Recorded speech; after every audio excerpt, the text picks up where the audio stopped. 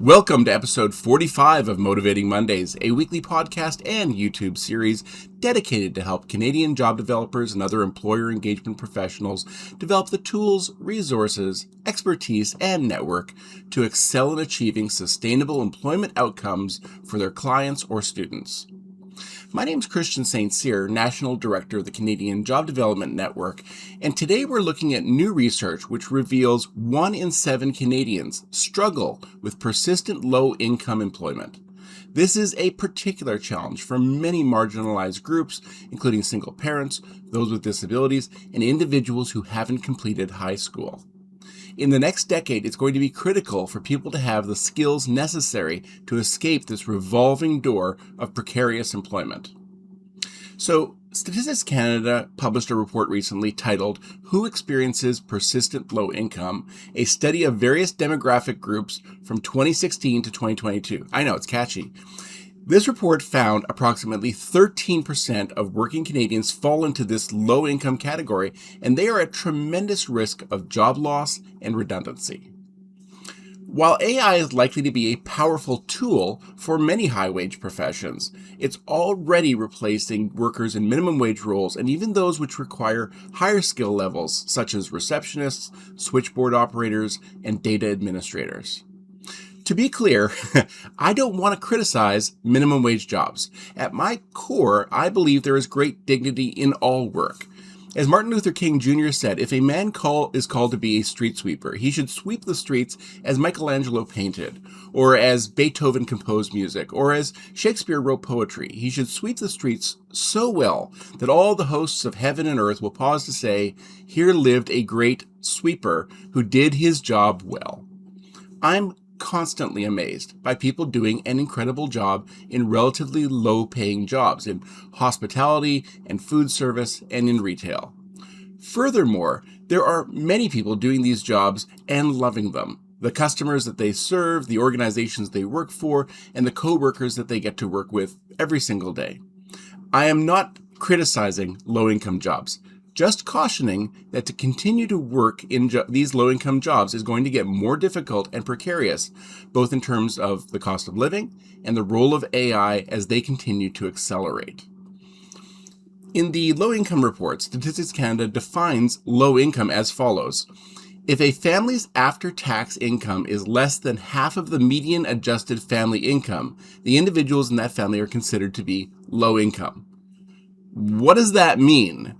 Well, nowhere in the report do they define an actual dollar amount. They just contrast low income against not low income.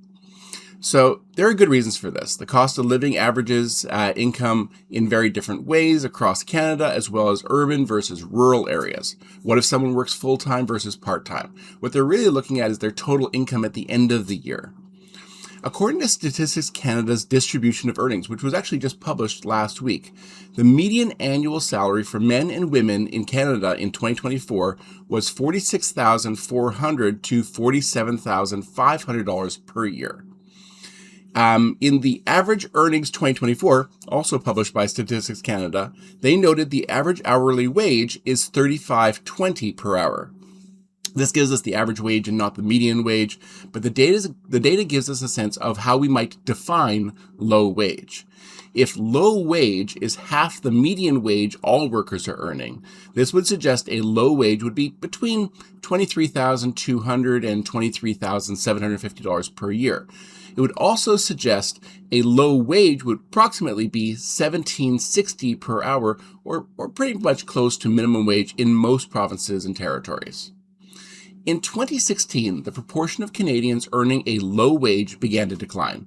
And in 2020, it actually dropped below 10% at a time when many people were receiving financial support from government because of the economic shutdowns related to COVID-19. However, the proportion of people in low income began to rise again in 2021, and by 2023 was back to 12%, which was comparable to the 2019 levels. Now, from 2016 to 2022, 9% of tax filers aged 15 and older experienced persistent low income, meaning they fell under the low income measure after tax for at least 4 of 7 years during the study period. Women single parents, those with disabilities, and those with limited education are much more challenged by low income. People in female lone parent families, 23%, people without a high school diploma, 21%, and people who reported they always had limitations in their daily activities, 18%, were more at risk of low-income persistence compared to the overall population.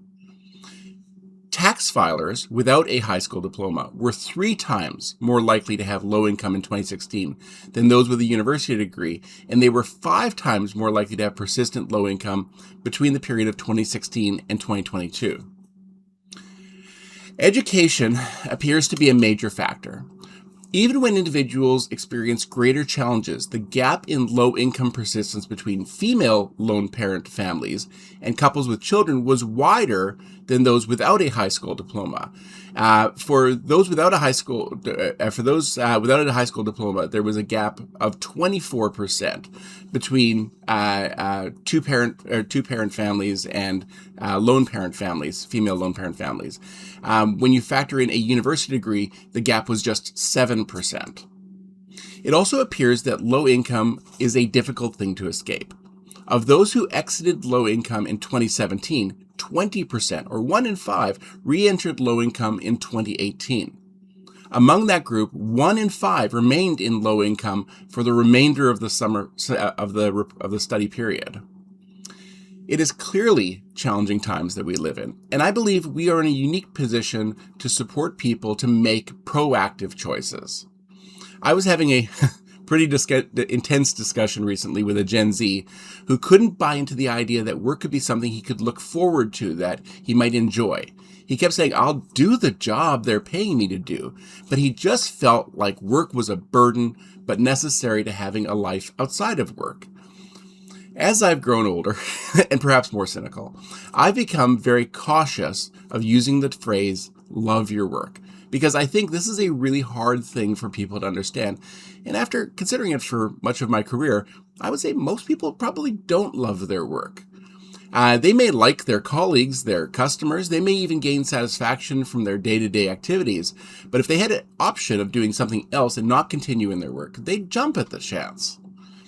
I'm trying to rally people around the idea that they can really like their work, what they do, and the people that they do it with. That work isn't just emotionally or psychologically rewarding, but it also should be financially rewarding.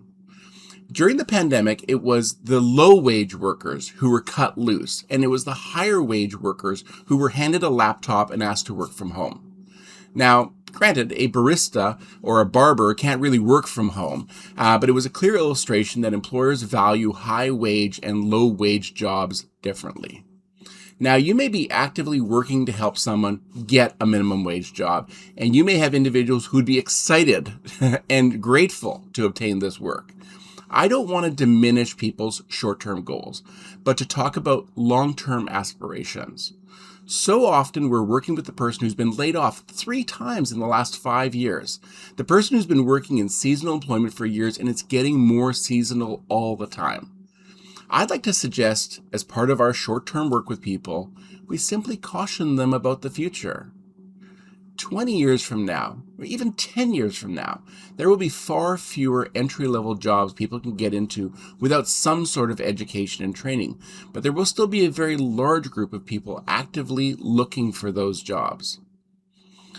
Even now, it's the entry-level jobs that get dozens, if not hundreds, of applications, and it is the skilled jobs, the ones that require credentials, that only get a handful of applications. Skills will be the defining factor of the skills shortage in the decade to come. These might be skills acquired through credentials, education, or a combination of education, training, and experience. With this caution in mind, we need to help people develop plans that they can execute long after our work with them is done. I believe apprenticeship is a highly structured, easily measured way of people achieving these skills and employment outcomes. Not only does it reinforce valuable training, but it results in measurable outcomes.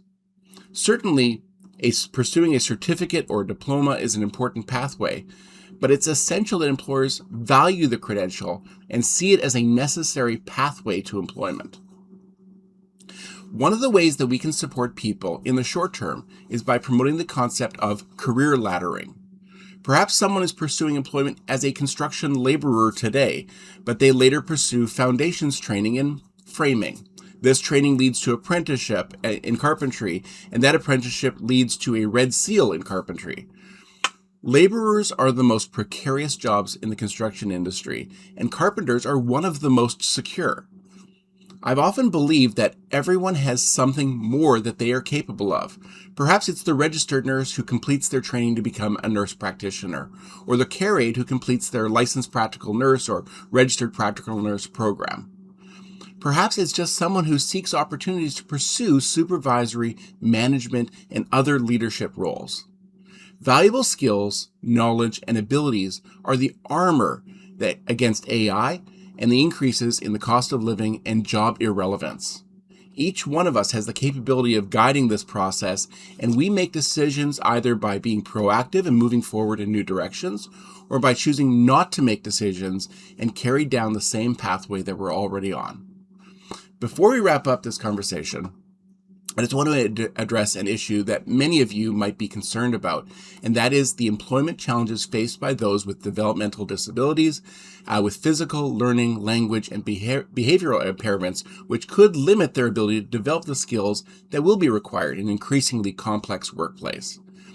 In this new workplace, I believe there's still going to be a place for job carving. Not only are we entering into a multi-decade skills shortage, but our existing population doesn't even come close to meeting our workforce needs. Yeah, we're only able to supply about 50% through young people entering the job market for the first time. The rest needs to come from immigration or further automation within the workplace. While AI and other forms of automation can perform a wide variety of tasks, there are some tasks it is utterly hopeless at performing, and there will be opportunities to gather together those tasks from both skilled professionals and leaders to create jobs for those with developmental disabilities that will be essential. As I said, I believe all of us are capable of pushing ourselves a little further. A good friend of mine who has a developmental disability recently completed her first aid training as her next step in working in childcare. I would encourage those with developmental disabilities to pursue employment in workplaces where there is a high degree of human interaction, where dedication and reliability and focus, unique problem-solving abilities, empathy, determination, and creativity are valued. The future is not an either-or scenario. AI will not replace all jobs, and yet it will significantly change most. Ironically, AI appears to be displacing workers most in the tech sector, the very workers who have strived to create it in the first place. Regardless of a person's challenges, I believe the qualities most needed for people to escape low-wage jobs is to invest in themselves in the form of skills and knowledge development to pursue better career opportunities, to develop the necessary skills, and to embrace the skills and abilities which are most human.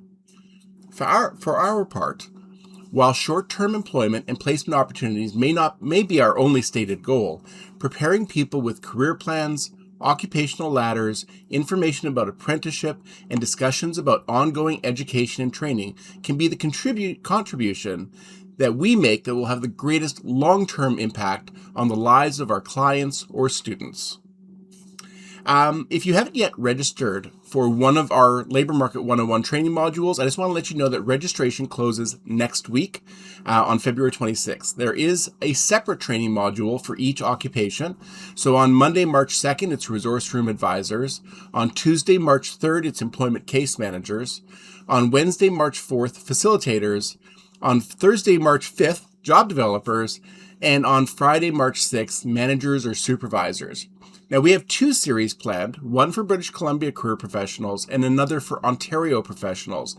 If you want to know more, for British Columbia, go to labormarketonline.com/LMI 101.